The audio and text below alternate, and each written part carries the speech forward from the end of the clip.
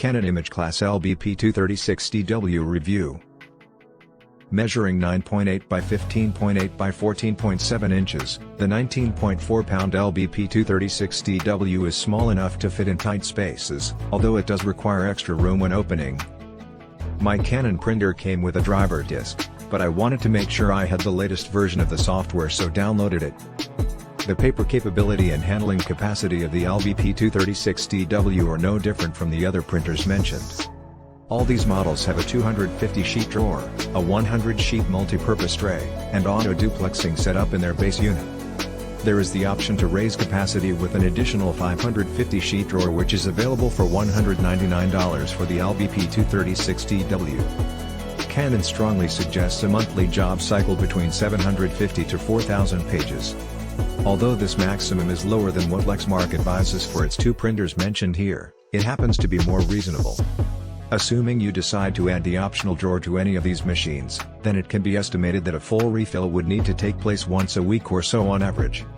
Had some trouble while attempting to set up the device. The guidance manual that is applicable to both the LBP236dw and a related model does not make it clear when referring to an attribute that only the other printer has. On the rear panel, there is a USB Type-A port with instructions in the manual describing how to enable printing from a USB drive. Yet, the menu alternatives specified in the handbook are not present on the control panel's 5-line LCD. After long contact with Canon technical support, and many minutes of waiting, I found out that this feature is only available on the other printer. Secure printing is a helpful feature of the LBP236dw if it isn't near your desk, as it allows you to send a document without printing it. Always keep in mind the cost of printing when making a purchasing decision. Regarding the LBP236dw, using the high-capacity cartridge puts its cost per page at 2.25 cents, which is not the cheapest option, but it is only 0.45 cents more than the least expensive printer available at present. It is important to factor in the total cost of ownership and not just running costs, as detailed in How to Save Money on Your Next Printer article. Although this article focuses on inkjet printers, the same logic applies to mono lasers as well. To carry out our performance tests, both the LBP236dw and our regular test bed were connected to our test network through Ethernet. The times that resulted from the single-sided printing which we report for each and every printer were consistent with the rated speed of 40 parts per million for the LBP236dw, tying it with the other three printers mentioned here. We clocked a speed of 41.3 parts per million for the 12-page Word text file, not taking into account the first page. The first page out time was 7 seconds, achieving an overall speed of 31.3 parts per million.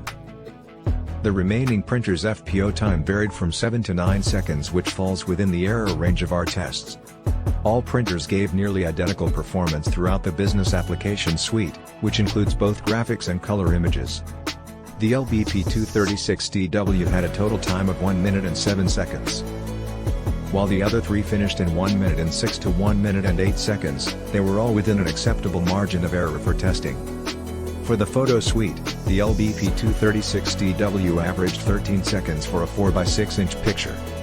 Usually, we don't provide speed measurements for two-sided printing because these figures generally don't provide information that the single-side results can't demonstrate. For a 12-page Word file, not adding the first page, the LBP236dw's speed was close to intact at 37.9 parts per million. Only the pricier LBP12382 could compete with it. The Lexmark printer's FPO dropped to nearly half of their simplex rate, 21.2 and 22 parts per million, or 31 and 30 seconds respectively. While the Canon machines had quicker times at 12 seconds instead of 17 and 18 seconds for the Lexmark equivalents. Both Canon models provided a very fast 23.2 parts per million output on a full 12-page document against approximately 15 parts per million from both Lexmark printers. Generating with a single laser achieved very high output quality. Most of the commonly used fonts in our composition were simply legible at 4 points. With the exception of one that appeared accurately formed and well-spaced even at the 4-point size. The two more flamboyant typefaces that had intense strokes were readable at 6 points, the other, which is difficult to produce correctly, was clear and easy to read when set at 8 points. Gradients and graphics were hard to render, but single pixel wide lines on black backgrounds worked well. Dithering patterns in photos and graphics were not noticeable in most images, yet still present. Photos maintained enough detail to be suitable for a trifold brochure.